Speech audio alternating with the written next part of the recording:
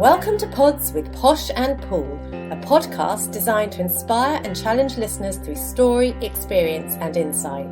To face adversity, learn from suffering and discover how to embrace life with a heart filled with love and gratitude. We are so thrilled to have you journey with us and can't wait to share your stories. Join Sue O'Callaghan and Joanne Webb as we disrupt the theory that everyone has perfect lives. Hi and welcome to TeenPODS. We are so thrilled to have Catherine Levine join us today. Hi Cat, how are you? Oh, good, thank you. How are you? Good. And today we are going to talk about feelings, because feelings are so important, aren't they? You take us there, Cat. You tell us about feelings. Absolutely.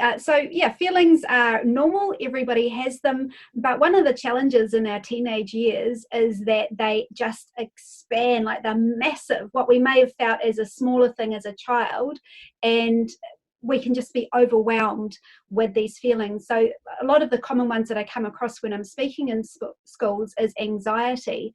And these feelings, like say social anxiety, everybody's looking at me, everybody's judging me, and they're going to know there's something wrong with me, and how that can prevent you from joining, if you wanted to be in the school play or join a sports team or even socially interact. These things can limit us if we can't get a handle on it. And I know old people like me, we can always complain about social media, but the difference with having social media from when I was a child or a teenager and didn't have it is you're on show. Everything that you do, everything that you post, you're being vulnerable to the world. Do you like me? Are you commenting? Are you putting a little heart or whatever on it? And that is just a constant feeling that we can feel of rejection, or I'm not good enough out there, because what people are portraying is not their real life. Here we've got teen listeners that are feeling right now overwhelmed. They are feeling rejection, they're feeling isolated, they're feeling self-hatred. What do we do with those feelings? I think one of the things that I teach in schools is that our feelings aren't forever. And as a teenager, I had huge feelings, a lot of feelings of rejection that came from when I was quite young, like even before I went to school, and how that just magnified in my teenage years. And I do know there was sometimes I thought, look, it's just too bad, it's too awful. I just want to leave, I just want to check out. And that's pretty scary, and a lot of teenagers are feeling like that. I'm just so overwhelmed, or I feel like nobody loves me and I don't fit in. When I'm speaking in schools and I get people to put up their hands, how many of you have felt that you're all alone and you don't have any friends, or that you're not good enough or you don't fit in? And I would say 80% of the room put their hands up, and the other 20% are just too shy to put their hands up. When we think, oh, that person's got it all together, they're pretty, or they're really good at sports, or they're doing well at school, the masks and the faces that people present to the world is not a true indication of what's going on underneath. And I think it's really important that teens know that they're not the first person to have ever felt like this, and they're not the only person to be feeling how they're feeling. As you say, you go and you ask that question and the whole room puts their hand up, and it's amazing, isn't it? Because when we feel these feelings, we feel very lonely, we feel very vulnerable, and it's a sad and dark place sometimes. So to know that there's other people feeling like that is actually reassuring.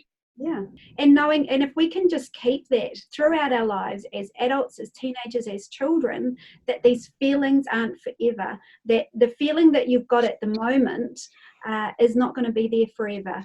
And we can do things when we look below the feelings to what are the thoughts that are creating those feelings. Quite a hard thing to do on yourself, because it's quite complex. But the good thing about when you can see a counsellor is that they help go below the surface. I'm feeling anxious, but what's underneath that? And actually examine that and reprogram it. And also an interesting thing with, say, social anxiety, which is a really common one for teenagers, is that by avoiding the situation, that it's helping us. But all that does is make it a bigger mountain, and it makes it harder to overcome. And so there's sort of little mini steps that we can make towards re-engaging and to getting over that, whether we're too scared to join the rugby rugby team, but that's a huge hurdle to go and try out for it or join in. But maybe we can go along with a friend and watch the game. Just making those little steps. Isolating yourself is actually making the problem worse. It feels great at the time because you're avoiding that pain, but a lot of these anxiety feelings, say if you're feeling really anxious, my daughter, I used to feel really anxious about going on the bus, and so I'd have to be driving her back and forth from school. And so she'd think, oh, great, the anxious feeling's gone. But it would have gone anyway. These feelings only have a short life. And if we think, oh, the reason I'm not feeling anxious anymore is because I avoided that situation, that would have dipped off on itself as well. I think it's a really important point, and you saying that makes me think back about when my daughter had anxiety, because I did ask her, I said, what was one of the biggest things that helped you get through it? And she said, putting myself out there, pushing myself to do little things, because it actually gave me confidence and made me realise I could do it, and that the feelings or the stories I was telling myself wasn't actually true. Because I know one of your other phrases is feelings aren't facts, which is so true, and that goes hand in hand with that, doesn't it? Yeah, absolutely. When with my daughter and her struggles with anxiety, it started off with when she was quite young at primary school, and she would just spend so long doing her hair back in a ponytail, and it must be all smooth, the littlest hair out of place. And at the time I couldn't understand it. I was like, what's up with that? Why are you doing that?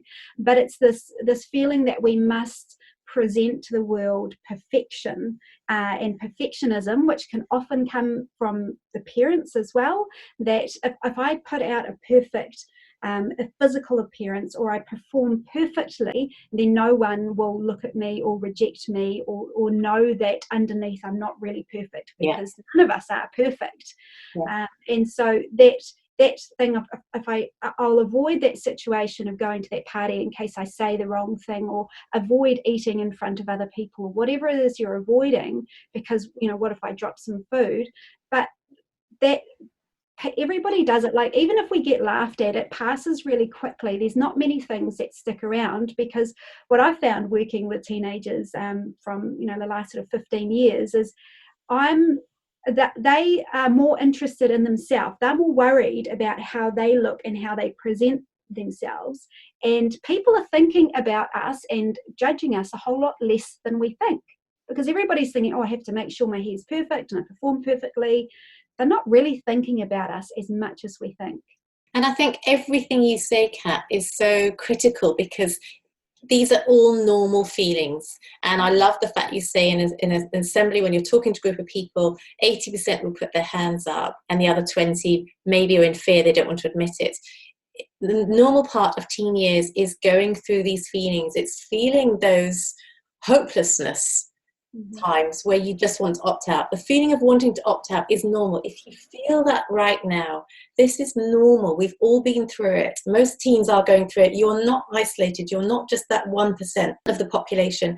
I used to write diaries. I found diaries were a really good way to get through my teen years. It was a way to get those emotions out. I know some people play sport. It could be social life. There's ways to get those feelings out, conversation, communication. For me, it was diaries. And if I were to look back now and read my diaries, I would be really concerned about the teenager that I was reading about, because those emotions are so strong, those feelings are so strong. It is very normal. But you've also talked about counselling. If we have listeners listening to the podcast on YouTube now who say, I need counselling, I don't know where to start, Kat, where would they go? We're in New Zealand, by the way, to our listeners, but in New Zealand, where would they turn? In New Zealand, there's a few different ways you can go. By going to your GP, to your doctor, then they can refer you to somewhere. Going to your school counsellors, or to even the school nurses. I think there's a lot of them in high schools who can help refer you through. But I was part of Gumboot Friday with Mike King, and what that is fundraising, so that there's a bank account with money in it. So any young person, as in under the age of 22, anybody who wants counselling, they don't have to worry about going to the doctor or being called mentally ill or how am I going to afford it. If they go to Gumboot Friday, then there's a list of counsellors there, and you can Zoom call them or you can go and visit them, and there is a fund there to pay for that. It isn't, the fund isn't as high as we'd hoped. We were aiming to raise 5 million this year, so that there would be enough for everybody, but with COVID, that hasn't risen as much as we hoped, but we're just looking at other ways to top that up so that any young person can get counselling and not have to worry about paying. And if you're not in New Zealand, you're overseas, then also you can go to your GP to seek that support, or look online for help numbers. Don't feel isolated on your own. Do make sure you get support.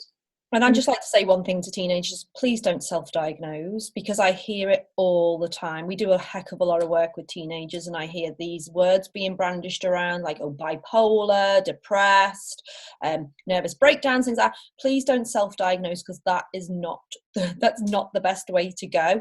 We all can feel anxious. We can all feel stressed. It doesn't necessarily mean you have got a mental disorder. Only a very small percentage of people actually have a mental health disorder, and it's just to give you hope, because it's not that healthy to be self-diagnosing ever about anything. So please do go and seek some help from professionals. They will be the ones to help you.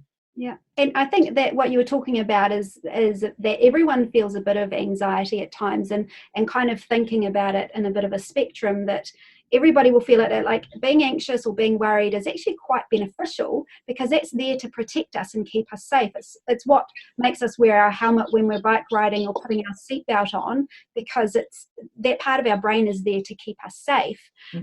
And so don't think, oh, well, because I feel anxious about this certain thing, then I've got an anxiety disorder, like you said. There is, we go up and down in that, and sometimes we feel more anxious, sometimes we feel less anxious. As parents as well, we can feel more anxious and less anxious. And so to say that is normal, everybody feels these feelings, and that you're not alone, and there's probably most of the school that you're at is feeling the same thing as you are. Cat Levine, thank you so much for joining us today. As we leave, could you just close with your 3 words that you leave with children in schools? And teenagers, feelings aren't forever. Thank you so much for joining us today. Thanks so much for being with us today. For us to inspire others to live their magnificently imperfect life, please subscribe and leave us a 5-star review on iTunes or on your podcast app. You can also follow us on Instagram and Facebook at Pods with Posh and Pool. We can't wait for you to join us on our next episode. Love, light and peace.